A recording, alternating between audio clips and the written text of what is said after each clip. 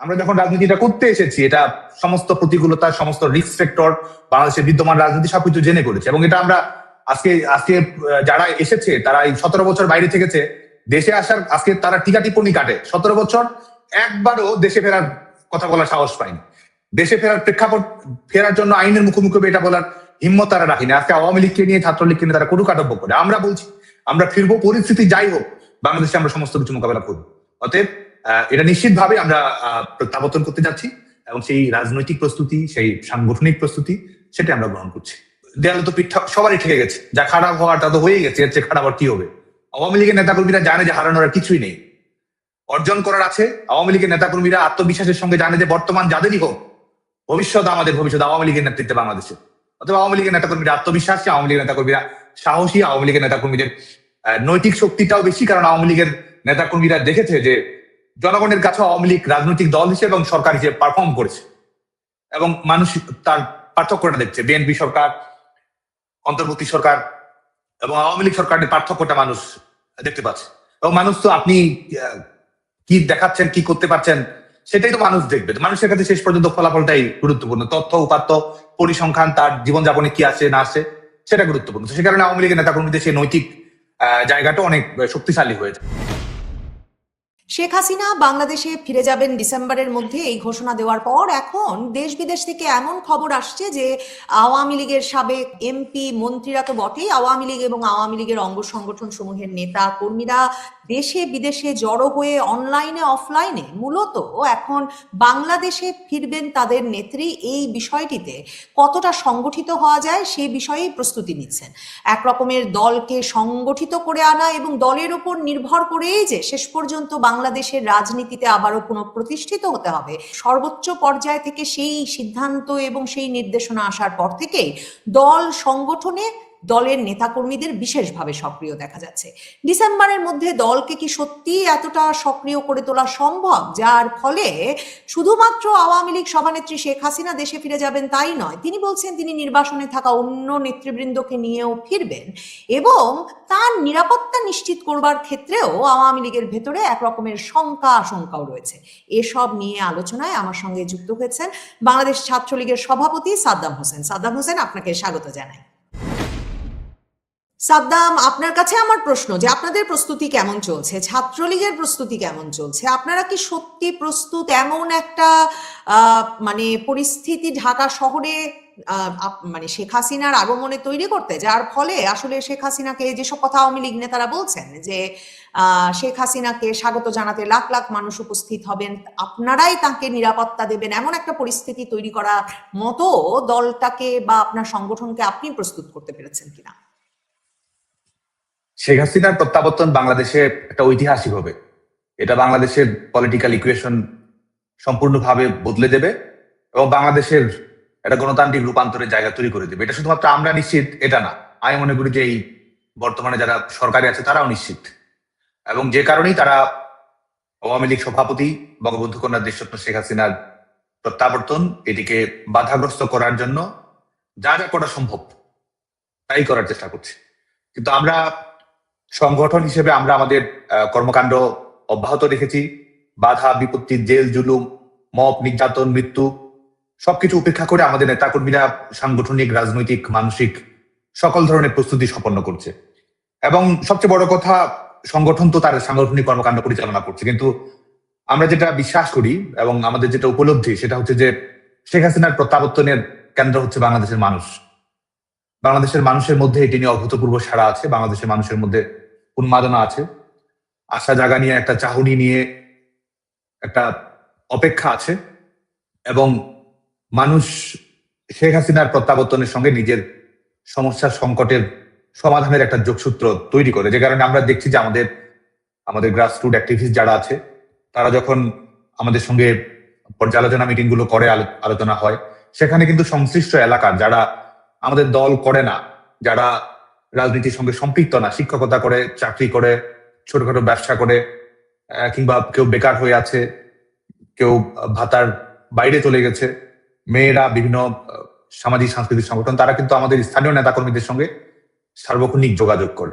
MP হিসেবে পার্লামেন্টে কে গেছে এই প্রহসনের নির্বাচনের মধ্য দিয়ে, সেখানে স্থানিক নির্বাচনে মানুষের কাছে সেটি গুরুত্ব পাচ্ছে না। এটা কিন্তু আমরা উপলব্ধি করছি আমাদের তৃণমূলের নেতাকর্মীদের সঙ্গে আমাদের আলাপচারিতার মধ্য দিয়ে, এবং তারাও এটি নিয়ে গ্রামে গঞ্জে ওয়ার্ডে মফস্বলে সবাই জানতে চাচ্ছে যে তার ভূমিকাটা কি হবে, কিভাবে সে ভূমিকা রাখতে পারে। মানে আমাদের দলীয় নেতাকর্মীরা নয়, আমাদের এই প্রত্যাবর্তনকে ঘিরে মানুষ কন্ট্রিবিউট করতে চায়, মানুষ এখানে নিজের একটা অংশগ্রহণ চায়, এবং মানুষ এটাকে আওয়ামী লীগের আন্দোলন একটা দলীয় দৃষ্টিভঙ্গি এভাবে দেখে না। মানুষ ভাবে যে এটা তার দেশের, এটা গণতন্ত্রের প্রতি তার দায়িত্ব, কিংবা তার ভবিষ্যৎ প্রজন্মের জন্য এটা করতেই হবে। তো যে কারণে এই একটা শেখ হাসিনার প্রত্যাবর্তন যেমন অনিবার্য, এবং এটা আসলে বাংলাদেশের মধ্যে একটা বৃহত্তর একটা সামাজিক রাজনৈতিক ঐক্য ক্রমান্বয়ে গড়ে উঠছে, এবং এই ঐক্যের সামনে আসলে কোনো বিপত্তি টিকবে না। নিজেরাই এত বিপদে আছেন, আপনারা এত বিপদে, এর মধ্যে সাধারণ মানুষ কোন ভরসায়, মানে আপনাদের সঙ্গে যোগাযোগ করাও তো বিপজ্জনক হওয়া উচিত, মানে হওয়ার কথা।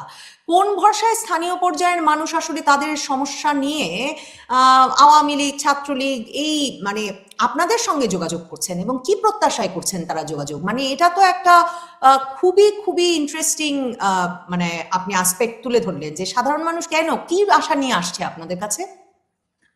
মানুষের সামনে কিন্তু কোনো বিকল্প নেই। মানুষ তো আর আমাদের, আমি কি বলছি, বক্তৃতা দিচ্ছি, কিংবা আরেকজন আমাদের দলীয় ভাবে কি বলছে, লিফলেটে কি দেওয়া হচ্ছে, আমরা তো আমাদের দলীয় দৃষ্টিভঙ্গি হয়তো কম বেশি বলার চেষ্টা করি, কিন্তু মানুষ তো তার জীবন থেকে শিক্ষা নেয়, মানুষ তো তার অভিজ্ঞতা থেকে রাজনৈতিক সিদ্ধান্ত গ্রহণ করে, এবং মানুষ সাধারণত রাজনৈতিক প্রক্রিয়ায় সরাসরি অংশগ্রহণ, ভোটদান সেটির মধ্যেই থাকতে চায়।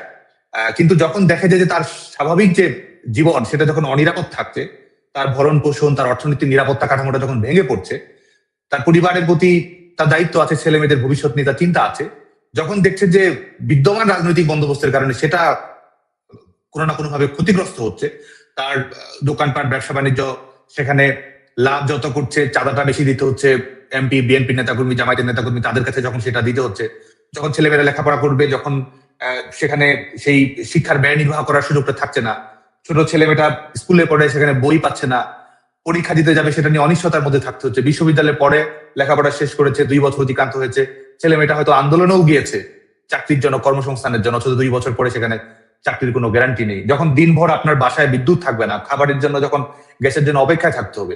আমাদের গ্রামে গঞ্জে আপনি কল্পনা করুন, শুধুমাত্র গার্মেন্টস সেক্টরে আমাদের 40 লাখ নারী আমাদের কাজ করে, যখন তারা দেখছে যে গ্যাসের অভাবে, জ্বালানি সংকটের কারণে তাদের কলকারখানাগুলো বন্ধ হচ্ছে, শহর ছেড়ে আবার গ্রামে ফিরতে হচ্ছে, তখন মানুষের সামনে কোনো বিকল্প আছে যে এই সমাধানটা একটা সহজ রাস্তা খুঁজে পাওয়ার?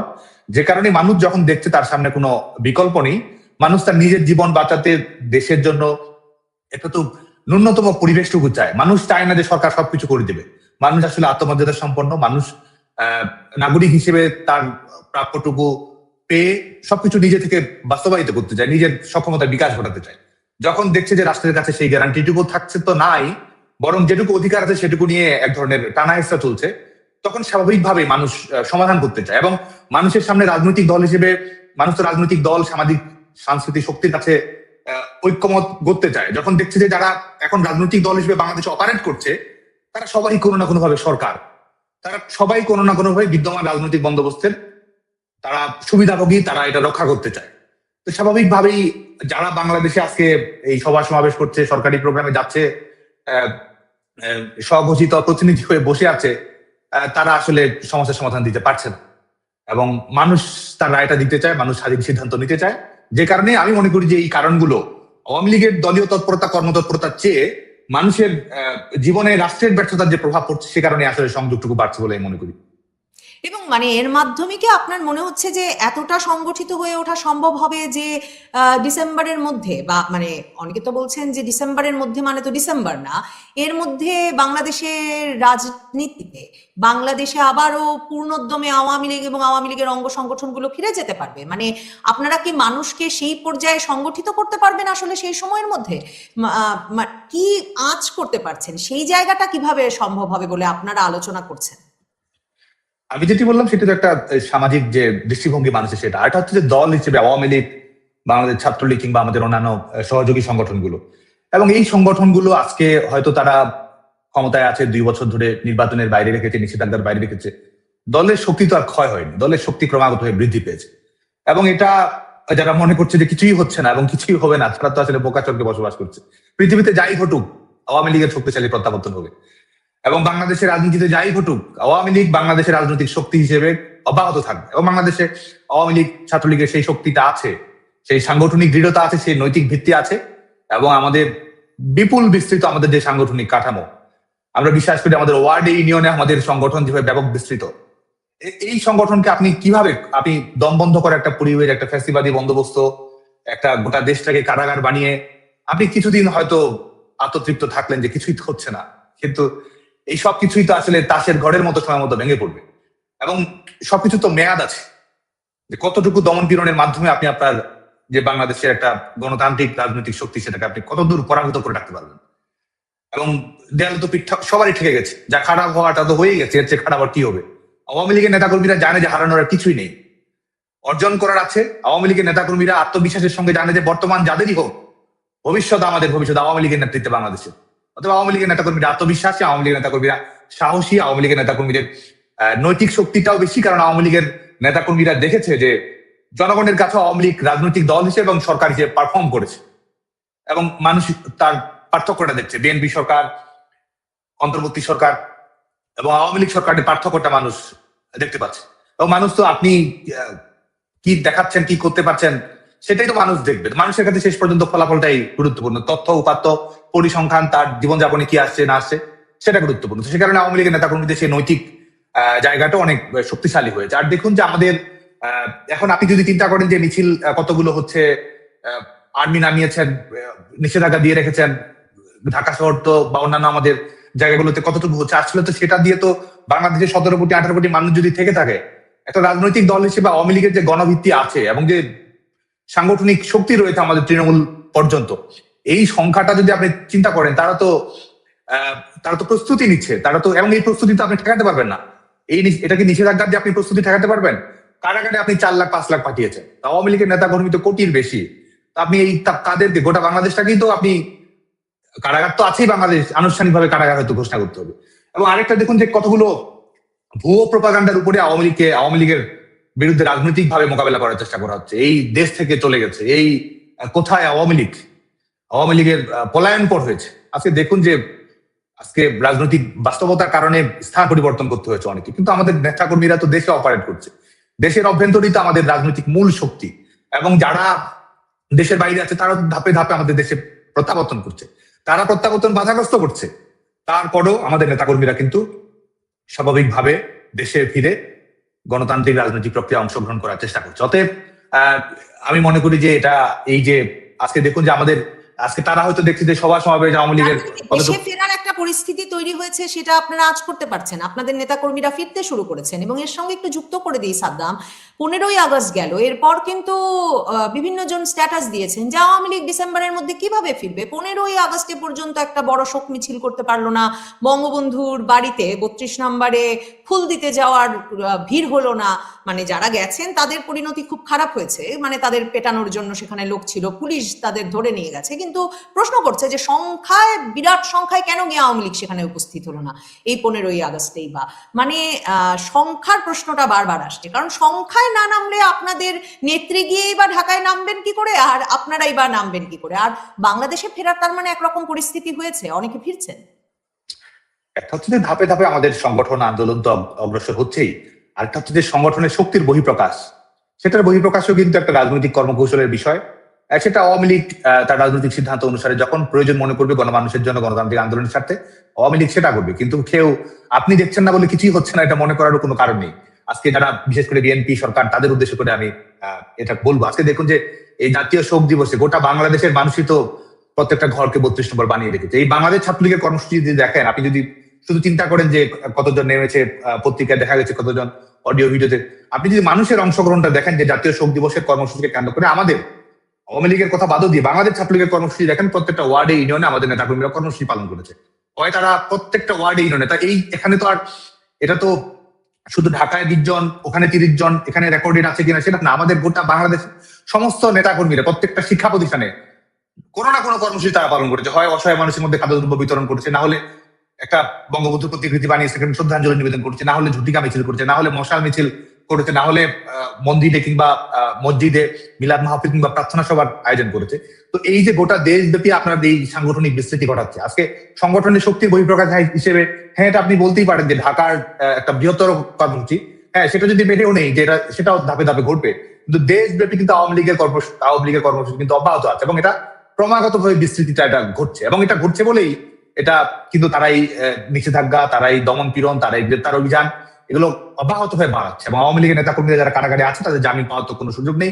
ক্যাঙ্গারু কোর্টের ট্রায়ালের স্পিড বাড়িয়ে দিয়েছে, রায়ের স্পিড বাড়িয়ে দিয়েছে, এবং এমন ভাবে তারা আজকে দেখুন বাংলাদেশের মানুষকে তারা জিম্মি করছে, তারা কূটনৈতিক সিদ্ধান্ত গ্রহণ করছে ডোমেস্টিক অডিয়েন্সকে বা তাদের যে একটা একটা এই মৌলবাদী গোষ্ঠীগুলো, রাজনৈতিক গোষ্ঠীগুলো যে একটা পক্ষ গড়ে উঠেছে তাদেরকে খুশি করার জন্য তারা সিদ্ধান্ত গ্রহণ করা হচ্ছে। এবং বাংলাদেশের মানুষকে জিম্মি করে বাংলাদেশের মানুষের অর্থনৈতিক নিরাপত্তা, রাজনৈতিক নিরাপত্তা, স্ট্যাবিলিটি, বিদেশি বিনিয়োগ এসব নিয়ে না ভেবে আওয়ামী লীগকে কিভাবে দমন করা যায় এটাই হচ্ছে এদের প্রধানতম লক্ষ্য হিসেবে প্রতিষ্ঠিত হচ্ছে। একটা সরকারের প্রধানতম কাজ যে মানুষকে ডেলিভারি দেয়া, মানুষকে সার্ভিস দেয়া, সেটা কিন্তু না। তারা এমন সিদ্ধান্ত গ্রহণ করছে যে সিদ্ধান্ত মূল লক্ষ্য হচ্ছে আওয়ামী লীগের দমন পীড়ন, এবং এই আওয়ামী লীগের দমন পীড়ন করতে গিয়ে এমন সিদ্ধান্ত গ্রহণ করছে যে শুধুমাত্র আওয়ামী লীগের নেতাকর্মীরা ক্ষতিগ্রস্ত হচ্ছে, সেটা বাংলাদেশের জনগণকে তারা বিপদগামী এক ধরনের সংকটের মুখে ফেলে দিচ্ছে।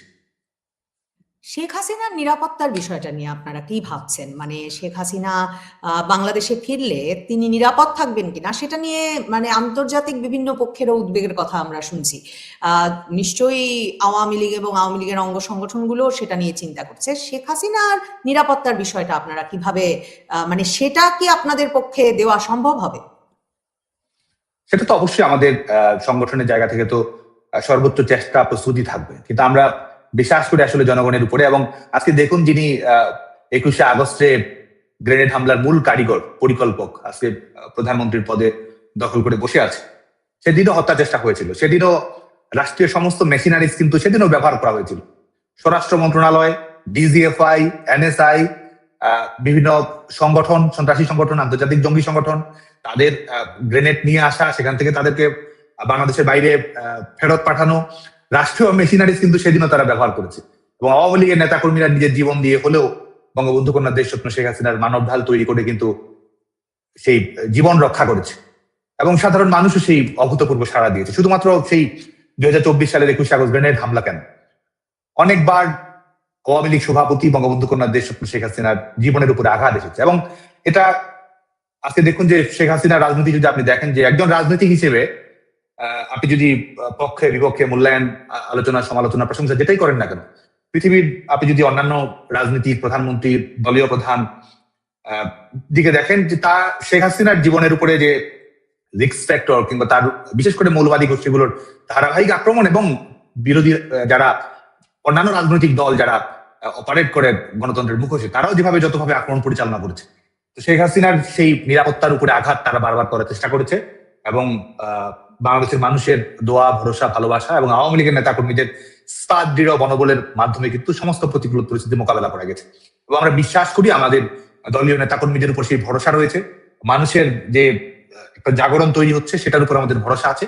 এবং আমরা বিশ্বাস করি যে আমরা সেই, এবং বাংলাদেশের আমাদের যারা বিভিন্ন পক্ষ রয়েছে, দায়িত্বশীল পক্ষ রয়েছে, সরকার, বাইরে, ভেতরে, যে যেখানেই থাকুক না কেন, তারা এই বিষয়টা সম্পর্কে তাদের এক ধরনের সংবেদনশীলতা আছে, যে কারণে আমি বিশ্বাস করি যে যারা ক্ষমতায় দখল করে আছে তারা যতই চেষ্টা করুক না কেন, সেই চেষ্টাটা তাদের দিক থেকে থাকবে অবশ্যই।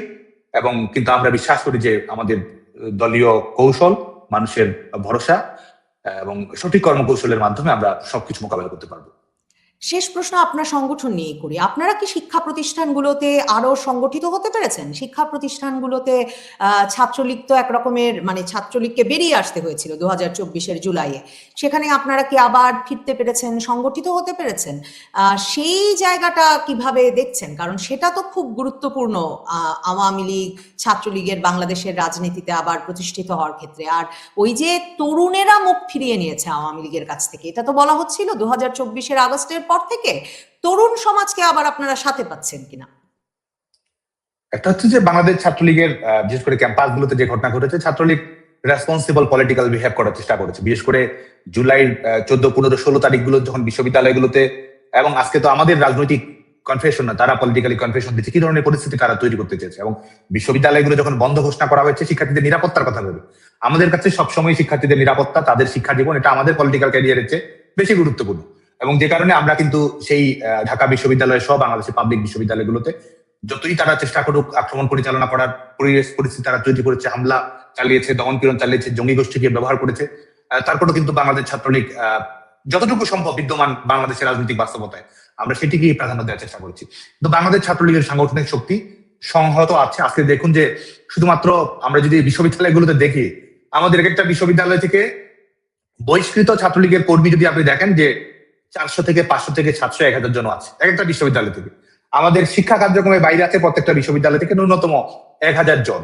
তো আমাদের এই বহিষ্কৃত এবং যারা আমাদের শিক্ষা কার্যক্রমের বাইরে আছে এমন ছাত্রলীগের কর্মী তো আমাদের মেইন স্ট্রিম যে কোনো সংগঠনের চেয়ে বেশি আছে। এবং তারপরে আমাদের বিশ্ববিদ্যালয়ে যারা নবীন শিক্ষার্থী আছে, প্রথম বর্ষ, দ্বিতীয় বর্ষ, তৃতীয় বর্ষে লেখাপড়া করছে, স্বাভাবিকভাবেই তারাও কিন্তু আমাদের রাজনৈতিক কর্মকাণ্ডে আমরা প্রকাশ্যেই বলি তারা সক্রিয় আছে। এখন বিশ্ববিদ্যালয়গুলোতে যে বাস্তবতা, আজকে দেখুন তাকে তো বিশ্ববিদ্যালয়ে লেখাপড়াটা শেষ করতে হবে, বিশ্ববিদ্যালয়ের সামাজিক সাংস্কৃতিক পরিসরে তার অবাধ যাতায়াত নিশ্চিত করতে হবে, যে কারণে আমরা আমাদের আমরা রাজনৈতিক কৌশল আমরা গ্রহণ করে থাকি। কিন্তু বিশ্ববিদ্যালয়ের অভ্যন্তরে বাইরে সবখানে আমাদের শিক্ষার্থীরা রয়েছে, আবাসিক হলগুলোতে আমাদের শিক্ষার্থীরা যোগাযোগ আছে আমাদের সঙ্গে।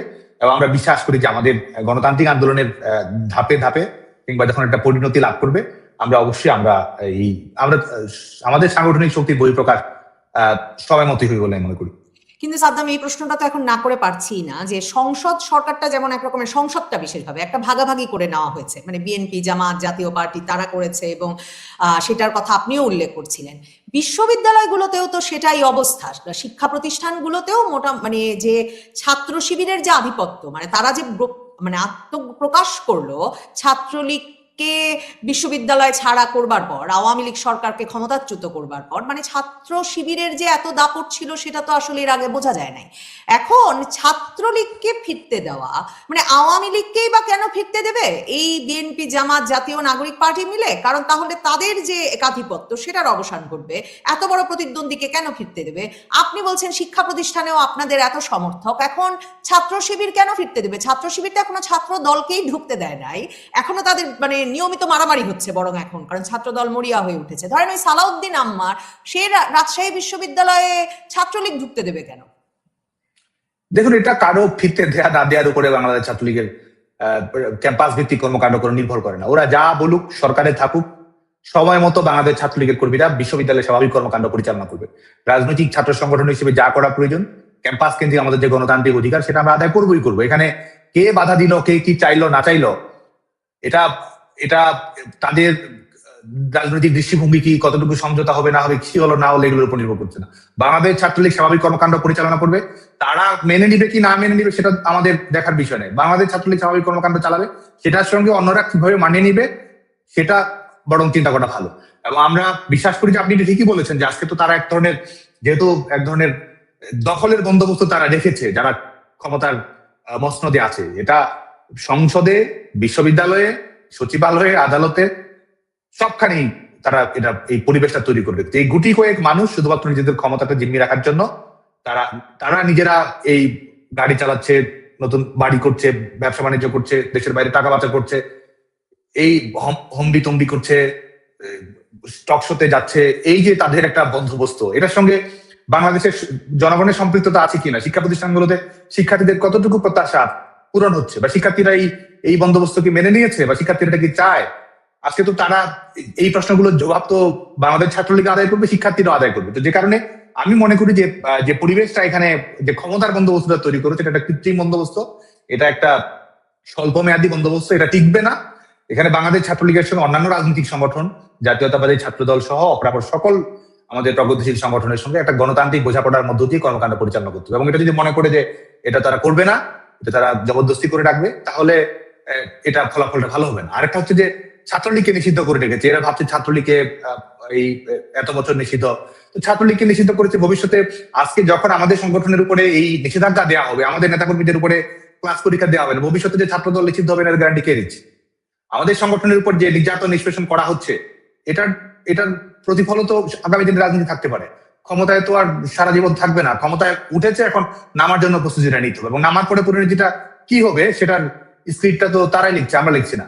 অতএব আমরা হুঁশিয়ারি উচ্চারণ করে দিতে চাই, এসব হম্বিতম্বি না দেখিয়ে একটা সত্যিকারের গণতান্ত্রিক রাজনীতির পরিবেশটা তৈরি করতে হবে। আমরা আমাদের পথ চলে আমরা ত্রুটিমুক্ত ছিলাম, গণতান্ত্রিক ক্যাম্পাস করতে পেরেছিলাম, এটা আমরা কখনোই বলি না। বাংলাদেশের বিদ্যমান রাজনৈতিক সংস্কৃতির বাইরে আমরা না, কিন্তু আমরা এটুকুও বলতে পারি যে বিশ্ববিদ্যালয়গুলোতে তুলনামূলক ইতিবাচক গণতান্ত্রিক পরিবেশ ছিল। আজকে যারা ছাত্রদল সহ অন্যান্য সংগঠন করে বিশ্ববিদ্যালয়ের নির্বিঘ্নে একাডেমিক কার্যক্রম পরিচালনা করছে, রাজনৈতিক কর্মকাণ্ড সীমিত হয়ে পরিচালনা করেছে, কিন্তু পরিচালনা করেছে, নিষেধাজ্ঞা দেওয়া হয়নি, কোনো কিছুর আওতায় তাদেরকে আসতে হয়নি। আজকে এই বিষয়গুলো পারস্পরিক তুলনা করে তারা যেন সিদ্ধান্তটা গ্রহণ করে।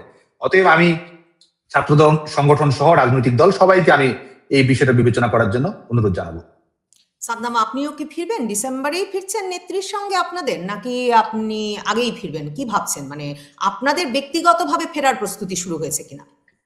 অবশ্যই আমরা ফেরার প্রক্রিয়ার মধ্যে দিয়ে আছি এবং যত দ্রুত সম্ভব আমরা প্রত্যাবর্তন করতে চাই। আমাদের দেশ আমরা যাব এবং আমরা বাংলাদেশের জনগণকে সাথে নিয়ে আমাদের গণতান্ত্রিক অধিকারের সুরক্ষা করবো। আজকে এটা মনে করার কোনো কারণ নেই যে কৌশলগত স্থান পরিবর্তন হয়েছে, এটা পরিস্থিতির কারণে করতে হয়েছে, এটা বাংলাদেশের বিদ্যমান রাজনৈতিক বাস্তবতার কারণে করতে হয়েছে। কিন্তু আমরা রাজনীতি করি, আমরা আমাদের সংগঠন, আমাদের দেশকে ভালোবাসি, গণতান্ত্রিক প্রক্রিয়ার মাধ্যমে বাংলাদেশের একটা গণতান্ত্রিক সমাজ ব্যবস্থা, ইতিবাচক পরিবেশ আমরা ভূমিকা রাখতে চাই এবং এটার জন্য যে পরিস্থিতির মুখোমুখি আমাদের হতে হোক না কেন, আমরা সেই পরিস্থিতির মুখোমুখি হব, লড়াই করব এবং বিজয় সুনিশ্চিত করবো। আমাদের নয়, বাংলাদেশের জনগণের, দেশের ভবিষ্যৎ প্রজন্মের জন্য একটা ইতিবাচক গণতান্ত্রিক Bangladesh, stable Bangladesh, Democratic Bangladesh, liberal inclusive Bangladesh আমরা তৈরি করতে চাই। এবং এটা তো আমরা এটা করার জন্য আমরা যখন রাজনীতিটা করতে এসেছি, এটা সমস্ত প্রতিকূলতা, সমস্ত রিস্ক ফ্যাক্টর, বাংলাদেশের বিদ্যমান রাজনীতি সবকিছু জেনে করেছে। এবং এটা আমরা আজকে যারা এসেছে তারা এই 17 বছর বাইরে থেকেছে,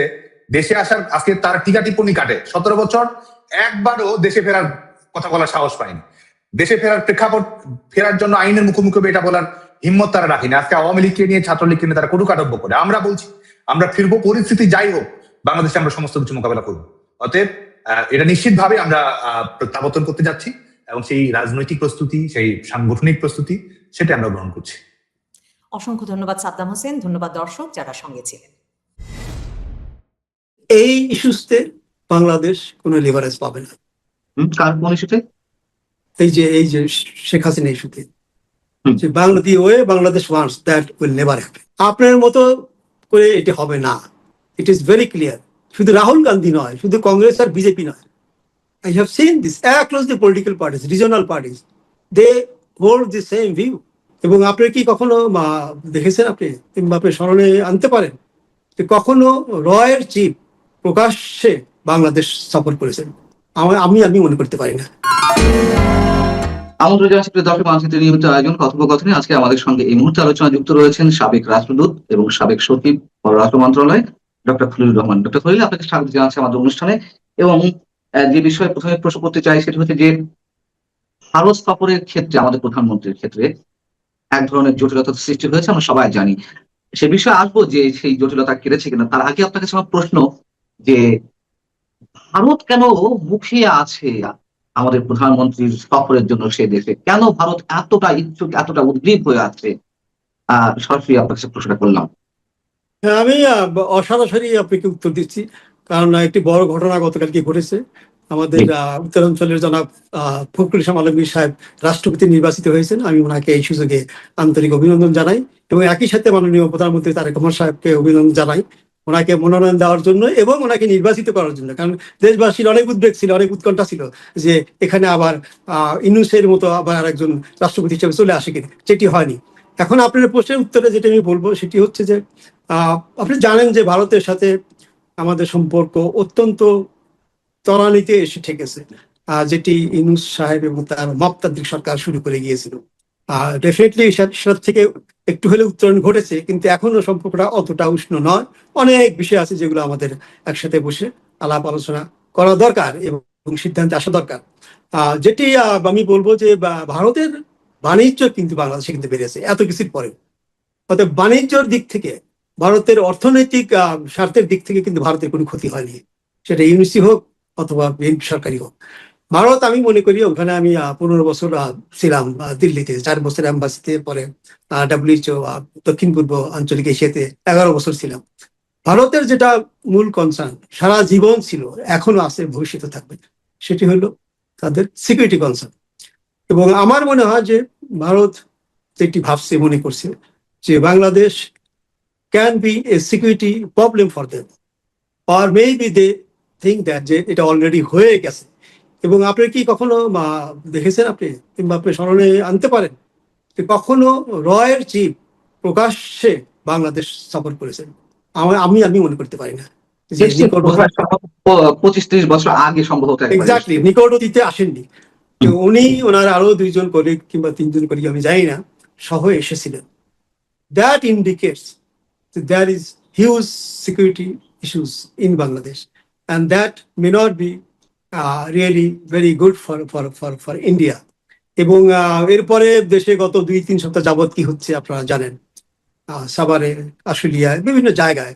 তো I think from security perspectives they wanted to sit with the Prime Minister one to one, এবং এই ইস্যুসগুলো কিভাবে দুই দেশের স্টেবিলিটির জন্য, দুই দেশের মানুষের, দুই দেশের উন্নতির জন্য আমরা একসাথে কাজ করতে পারি, that is perhaps the most important and single most important concern for India, and that's why they wanted our prime minister to visit India as soon as possible.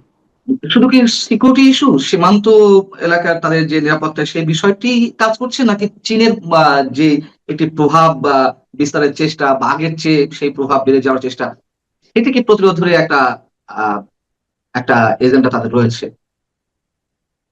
এটি তো বরাবরই তাদের ছিল, কিন্তু আমার মনে হয় যে এগুলি তো নতুন কিছু নয়। এই তিস্তা ব্যারেজ নিয়ে ভারতের কনসার্ন বরাবরই ছিল। চায়না সবসময় উত্তরাঞ্চলে অনেক কিছু করতে চাইতো। আপনি জানেন যে ইউনিসের সময় হাসপাতাল করতে চেয়েছিল, সেটার কি অবস্থা আমি জানি না। আমাদের প্রাক্তন পররাষ্ট্র উপদেষ্টা, even not being a medical doctor, not being health advisor, উনি কিন্তু ভিজিটও করেছিল ওই জায়গাটা। তো এই কনসার্নগুলো ছিল, এবং যেটি আমি মনে করি যে এই ইকোনমিক কনসার্ন নতুন কিছু নয়। আপনি বলতে পারেন যে তাদের তো মোংলা পোর্টে তাদের ইন্ডিয়ান দেওয়ার কথা ছিল, সেটি তারা দেয়নি। But I think these are secondary issues. The number one is to is security concern. These are definitely important.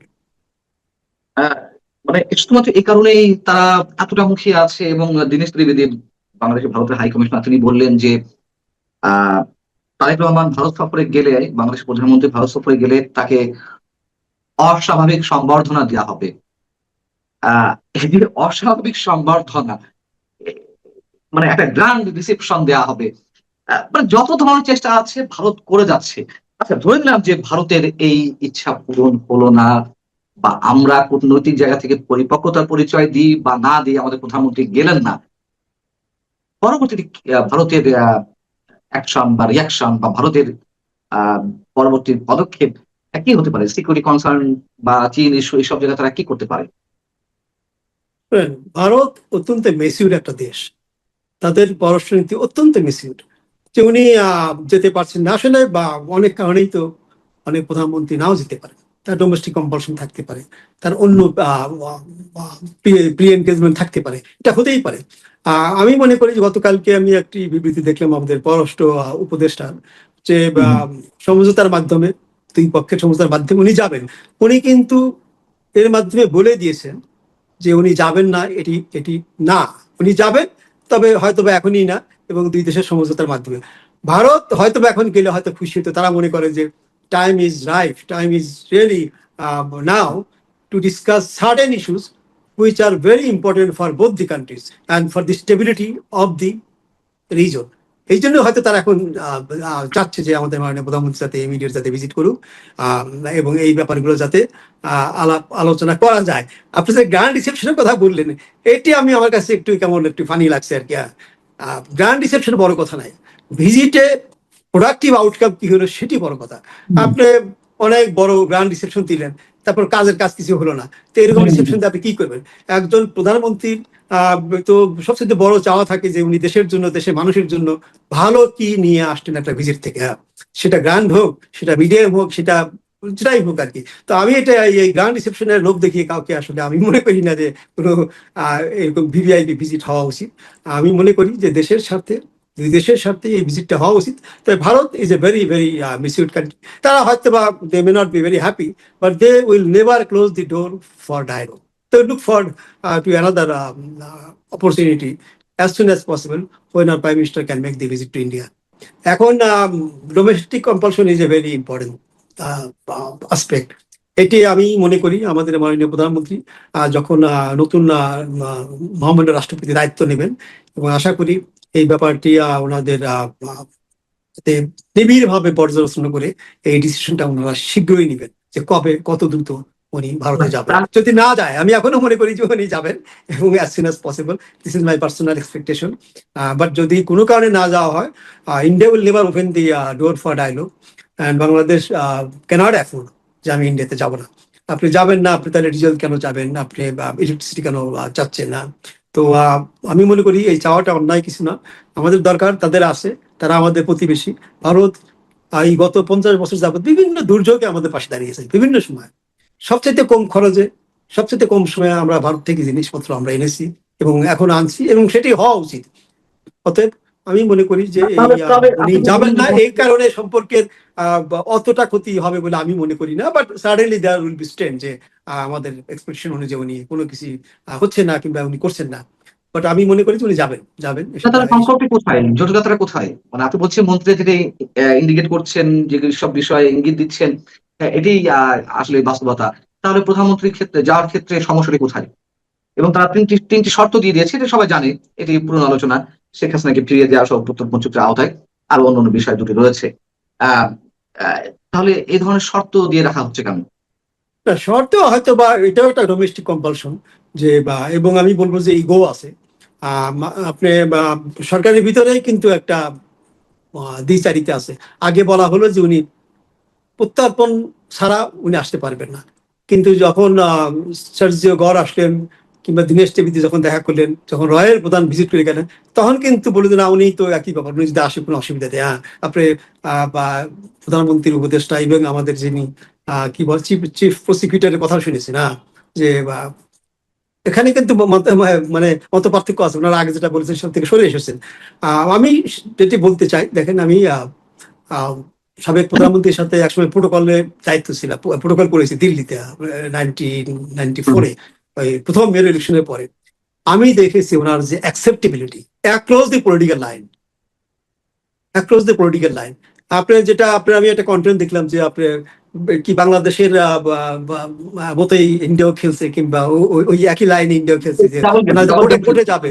হ্যাঁ, আমি নিশ্চিত আপনারা সবাই বলেছেন যে কোর্টে এটার বিপক্ষে রায় দিবে। হ্যাঁ, নাম্বার 1।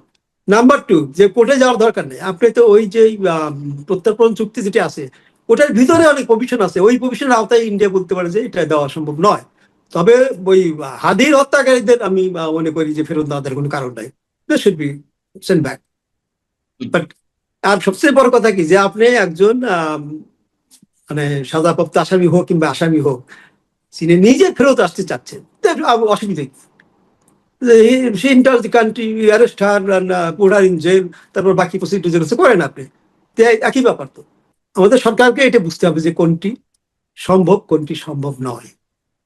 অতএব ওই কোনো ইস্যুকে ধরে রেখে দেশের ক্ষতি করা কোনো সরকারই উচিত নয়, এবং কোনো সরকারই সেটা চায় না।